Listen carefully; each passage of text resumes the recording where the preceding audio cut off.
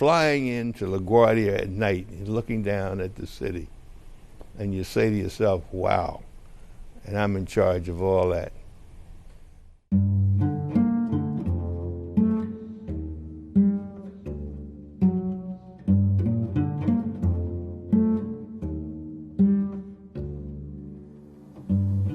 I stand here before you today as the elected leader of the greatest city of a great nation, to which my ancestors were brought, chained and whipped in the hold of a slave ship. On New Year's Day in 1990, David Dinkins took command of a city exhausted by racial tension. Two recent crimes, the attack of a woman known as the Central Park Jogger and the murder of a black teenager, had polarized the city. New Yorkers hoped Dinkins would be the peacemaker. I see New York as a gorgeous mosaic of race and religious faith, of national origin and sexual orientation, of individuals whose families arrived yesterday and generations ago. I never envisioned being mayor. I didn't start out in government saying, let me see, I will achieve this office, and then the next one, and then the next one. That was never me. I ran 3 times for Manhattan Borough President before I succeeded. People used to say to me, what do you do? And I'd say, I run for Borough President. When the New York Times endorsed Dinkins for Borough President, they praised Dinkins for his dignity, force, and clarity. Dinkins was not the most inspiring or experienced leader, but he was a gentleman politician, dapper and charming. Persuading him to run for mayor against the incumbent Ed Koch and then to face Rudy Giuliani took some coaxing by Harlem's Democratic power brokers.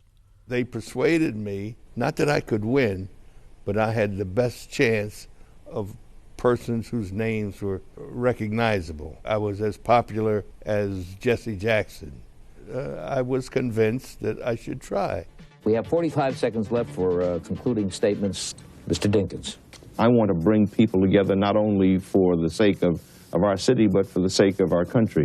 And when I became mayor, I said, gee, this mayor stuff is pretty good. And then the problems come.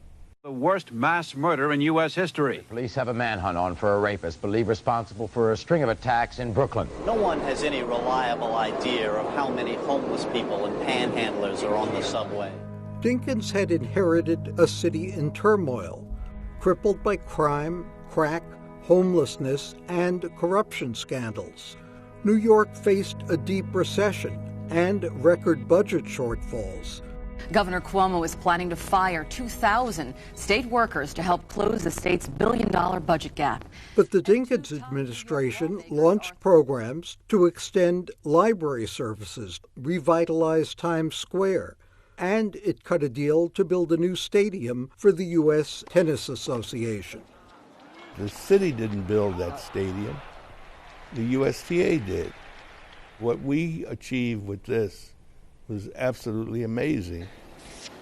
2 weeks of the U.S. Open generates more revenue into the economy of the city than the Yankees, Mets, Knicks, and Rangers combined in a half season. Dinkins also pressed his original campaign agenda, reducing the city's homeless shelter population, rehabilitating low-income housing, and ultimately adding thousands of cops to the ranks, part of a new approach to policing that began historic drops in crime. When the future of our young people is at risk, so is the future of our city. Safe Street, Safe City, which was subtitled Cops and Kids. I think that was a major accomplishment, because if police officers are out of the cars, in the street, they will get to know the community will know them. Crime went down more quickly in our administration than it ever has. Inside City Hall, Dinkins assembled a staff that was historically diverse and, he says, deeply devoted to the underserved. That commitment, he says, was clear on a night like June 6, 1993, when a cargo ship carrying almost 300 Chinese migrants ran aground in Far Rockaway, Queens. It's pitch black, 3 or 4 o'clock in the morning, and the usual people you would expect, the police commissioner, the fire commissioner, the health commissioner, and so forth.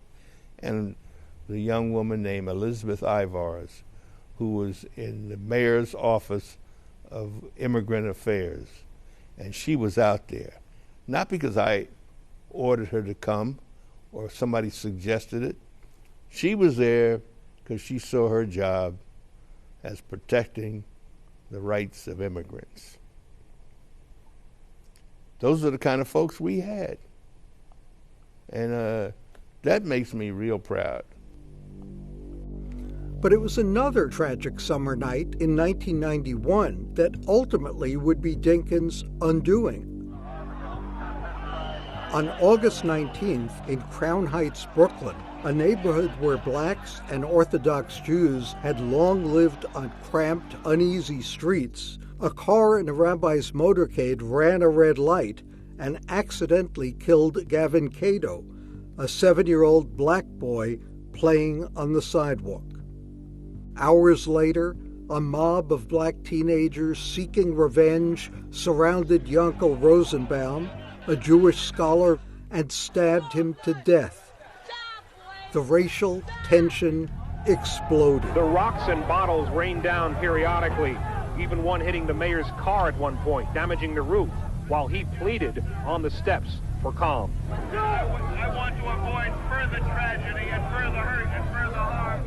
For 3 days, rioting spiraled out of control. Stark evidence, critics said, of Dinkins' detached and chaotic management style.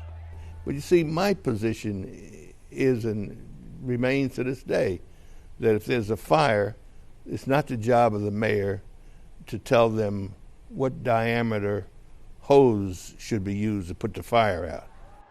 What I should have done is sooner said to the police brass, as I ultimately did, what you're doing ain't working, damn it, now get it together. The riots seemed to epitomize Dinkins' failings, not only as a leader, but also as a peacemaker. Blacks blasted him for not arresting the driver who killed Gavin Cato. If they'd arrested a Jew that did it for like that, then everybody would have been happy. Jews accused City Hall of ordering police to back off to let rioters vent their rage. I didn't even get out through the gate. Well, 10 guys on top of me beat me up. The allegations of bias stung, Dinkins said, and completely ignored his history. I learned that, on the one hand, all of the things that I had done to show support for the Jewish community, the times that I went to Israel, seemed to matter damn little when Crown Heights hit. A report commissioned by Governor Mario Cuomo eventually cleared Dinkins of accusations that police had been ordered to stand down. There is no evidence that anyone at City Hall restrained the police department from taking aggressive action during the disturbance. But the report called the riots New York City's most extensive racial unrest in over 20 years. Fatal ammunition in the middle of Dinkins' bitter re-election campaign against Rudy Giuliani. I was in Crown Heights during the pogrom, and I was there quietly. I was there with friends of mine. You call it a pogrom? Well, the riot, whichever you want to call it. We're gonna Giuliani. Giuliani had the backing of the mostly white police force and white neighborhoods in Brooklyn, Queens, and Staten Island. We knew it was going to be close, but we didn't expect to lose. And early election day, there were people in Brooklyn, white off-duty police officers, who were intimidating some people in line with questions like, have you ever been arrested? Do you have a driver's license? And things like that. We have heard reports that voters in Washington Heights are being challenged and asked by poll watchers for Mr. Giuliani's campaign to produce their passports prior to voting. My people were very upset. Now it's election night, and we're conceding. My brothers and my sisters, the people have spoken. some in my group wanted me to demand a recount and this, that, and the other. And wiser heads among us, we said no.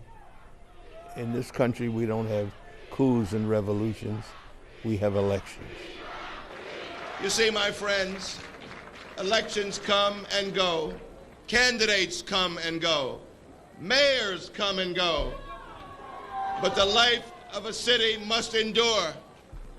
Never forget that this city is about dignity. It's about decency. It's about the hope and determination of working people struggling to make a better life for their children and their children's children. My friends, the gorgeous mosaic is alive.